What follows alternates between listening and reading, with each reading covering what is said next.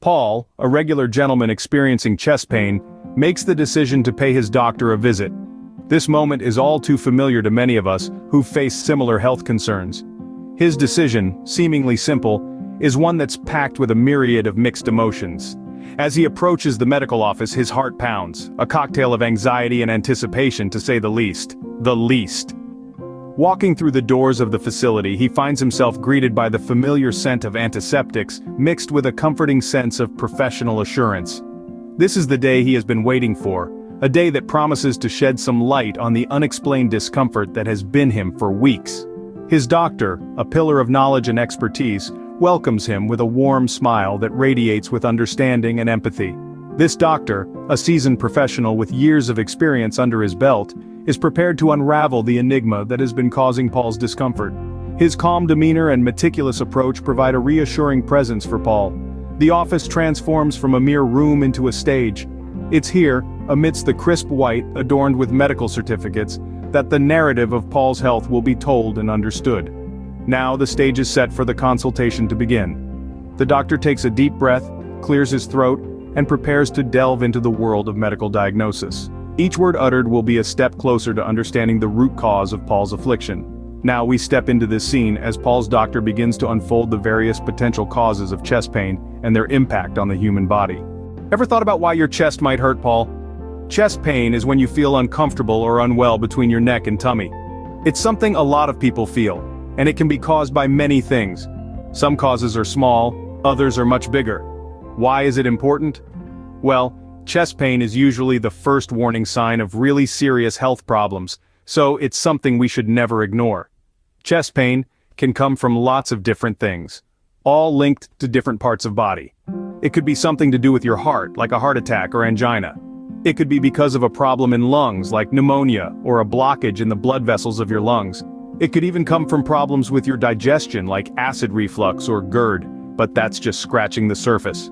Stick with me, Paul, as we dig deeper into the different reasons why your chest might hurt and what they do to your body. Alright, Paul, let's talk about what might cause your chest pain, starting with one you might have heard of: heart problems.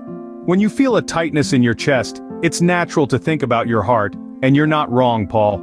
There are several conditions related to your ticker that can cause this discomfort. Let's break down a few of them. One of the well-known culprits of chest pain is something called a myocardial infarction, but you might know it better as a heart attack. Think of it like a traffic jam in your heart circulation, often caused by a clot or blockage. When this happens, part of your heart muscle can get damaged. That's where the chest pain comes from. Then there's angina, a type of chest discomfort that's like a red light warning on your dashboard. This happens when your heart isn't getting enough blood, usually during a workout or stressful situation. Once you relax or take your medicine, it usually gets better. Now imagine your heart muscle gets a flu. We call this myocarditis. Often brought on by a virus, it can cause chest pain and even lead to heart failure. Next, let's talk about pericarditis and something called Dressler's syndrome. Picture your heart wrapped in a fluffy blanket. That's your pericardium. When this blanket gets inflamed, we call it pericarditis. Dressler's syndrome is a similar condition, but it pops up after a heart attack or heart surgery. Both can cause a sharp chest pain that might feel worse when you lie down or take a deep breath. Lastly, there's something known as cardiac tamponade. Imagine a water balloon filling up around your heart. That's what happens here when blood or fluids fill the space around your heart muscle, making it hard for your heart to pump properly. This too can cause chest pain. These are just a few heart-related issues that can cause the discomfort you've been feeling, Paul. I know it sounds scary, but understanding what's happening is the first step towards getting better. Now that we've chatted about the heart's role in chest pain, let's focus on another part of your body that could be involved: your lungs. Have you ever thought that your lungs could be a reason for chest pain, Paul? Let's simplify this and look at a few conditions of the lungs that could be causing this discomfort. Imagine pneumonia like a small fire in your lungs' air sacs, causing them to hurt. This often results in chest pain. Then picture a little roadblocker, as in pulmonary embolism, where a blood clot gets stuck in a lung's artery, causing severe chest pain. Next, try to visualize pneumothorax or hemothorax, where air or blood sneaks into the space between your lung and chest wall, leading to sharp chest pain. If this gets worse and the pressure builds up, it can be as dangerous as a ticking bomb, or what we tension pneumothorax. Now, empyema is like a pool of unwanted guests or pus. collecting in the lungs' outer space, leading to chest pain and fever. Pulmonary neoplasms or lung tumors and bronchiectasis, a condition where the lungs' important tubes are permanently damaged and stretched out, can also cause chest pain. Lastly, there's tuberculosis, an infectious disease that targets the lungs, often causing a sharp, constant pain. We've traveled through the heart and lungs, now let's journey next into your digestive system to see how it can cause chest pain, Paul. Let's dive into how problems in your tummy can cause chest discomfort, Paul.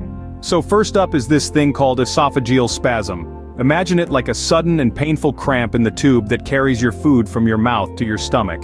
Then there's this thing called gastroesophageal reflux disease, or GERD. It's like when you've had a bit too much spicy food and your stomach acid comes rushing back up.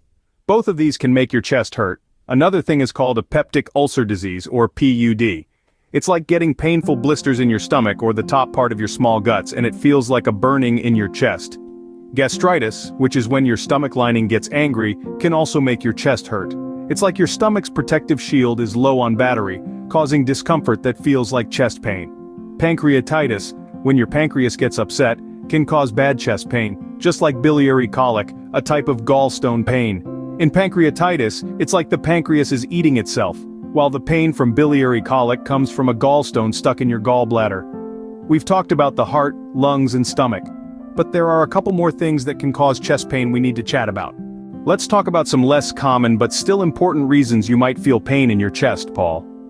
Think of the space between the lungs as a room, and in this room, things like lymphoma and thymoma exist. Lymphoma is like a bad weed in your garden. It's a cancer of your lymphatic system. Thymoma, on the other hand, is like an uninvited guest. It's a tumor in the thymus gland, can make your chest feel uncomfortable. Next, we have what we call vascular causes. Imagine a tire that's about to burst. That's what a dissecting aortic aneurysm is like. The inner layer of the aorta tears and causes severe, sudden chest pain. A total rupture of the aorta, on the other hand, is just like that burst tire. It's often fatal, causes severe chest pain and shock. Now imagine the surface of your chest as a wall. Conditions like costochondritis, which is an inflammation of the brick and mortar connecting the ribs to the breastbone, can cause pain similar to a heart attack. A rib fracture, well, it's like a cracked brick. Skin conditions such as a bruise or a shingles outbreak can also make your chest hurt, and we mustn't ignore conditions related to the chest that can cause discomfort. Lastly, we must think about the role of your mental and emotional state. Your mind is very powerful, Paul, and feelings of stress or anxiety can show up as physical symptoms, including chest pain. Even though this type of chest pain isn't tied to a physical disease, it's still real and can be quite worrisome. As we've seen, chest pain can come from many places. Knowing these can help doctors like me diagnose and treat conditions more effectively. So, the next time you feel a twinge in your chest, remember, quite an adventure we've been on today, hasn't it, Paul? We've delved into the maze of reasons behind the common sensation of chest discomfort. We've peeled back its potential sources, from the heart to the lungs, the stomach, and beyond. It's a complex topic, but understanding it is key to figuring out what your body might be saying. We started our journey with heart-related causes. We chatted about conditions like heart attacks or angina, inflammation of the heart muscle or the sac around it, conditions arising after a heart attack or heart surgery, and even a condition where fluid fills up the space around your heart.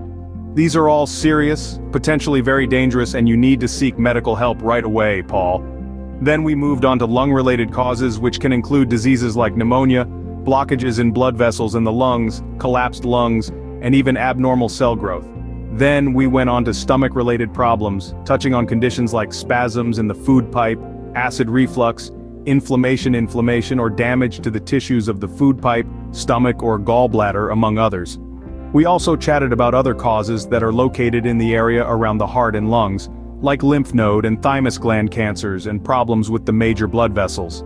Surface structures like inflammation of the ribs, fractured ribs, skin bruising or shingles, and breast-related problems can also cause chest discomfort. Lastly, we discussed the psychological aspect. Sometimes the stress or worry we feel can show up as physical symptoms, including chest discomfort.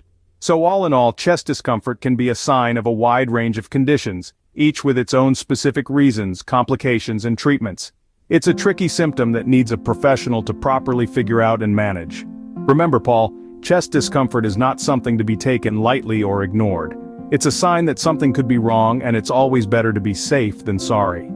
If you're feeling chest discomfort, go see a doctor. It's a sign from your body that something could be wrong, and it's our job to listen to these signs and act. And finally, remember, Paul, when it comes to chest discomfort, it's always better to be safe than sorry. Always seek medical help if you're worried. Let's put our focus on the importance of professional consultation. The information we've presented today is designed to help you understand chest discomfort in greater depth. Yet it doesn't stand as a substitute for professional medical advice. We all have unique bodies, thus each of us needs personalized medical advice. In situations where you're experiencing chest discomfort, it's crucial to seek advice from a healthcare provider. They hold the expertise to provide an accurate diagnosis and develop a treatment plan tailoring to your unique medical history and current health status. Keep safe, stay informed, and always bear in mind that it's far better to be safe than sorry. Remember, everyone's body is unique. Each person may experience chest discomfort differently, and the cause of it can vary greatly. Just like Paul, you might be feeling a certain way, but it could be due to a completely different reason. Your health journey is as unique as you are. It's important to stress here that while this video provides general information about the various causes of chest discomfort, it's not a substitute for professional medical advice, diagnosis, or treatment. If you're experiencing chest discomfort, consult with a healthcare provider for your specific situation. They can provide you with the right diagnosis and treatment plan based on your medical history and current health condition. Also, remember to be proactive about your health. Regular checkups and health screenings can help detect potential health issues early, making them easier to treat. So don't wait for discomfort to strike before you take action. Prevention is always better than cure. Stay safe and take care of your health, folks. Remember, your health is your wealth, and you are the best advocate for it.